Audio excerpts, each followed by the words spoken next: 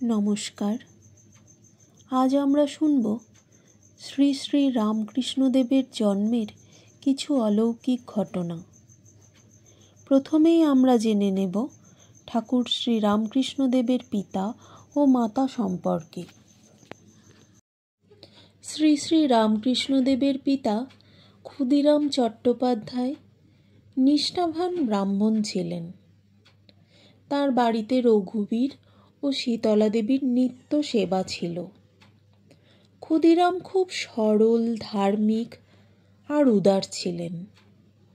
রঘুবীর ও শীতলা দেবীকে তিনি নিজের আত্মীয়ের মতোই ভালোবাসতেন, অতি আপনজন বলে ভাবতেন। শীতলা দেবীকে দেখতেও পেতেন তিনি।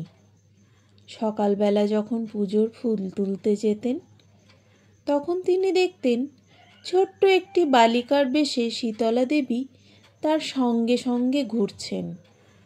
অনেক সময় আবার ফুল গাছের ডাল নুইয়ে ধরছেন, যাতে ক্ষুদিরামের ফুল তোলা সহজ হয়। শ্রী রামকৃষ্ণের মা চন্দ্রামণিও ক্ষুদিরামের মতো সরল ও উদার ছিলেন। তিনিও ব্রহ্মা, লক্ষ্মী দেবী প্রভৃতি অনেক দেবতাকে দেখেছেন, তাদের সঙ্গে কথাও বলেছেন। যারা সরল, উদার, ধার্মিক, তাদের ঘরেই ভগবান আসেন।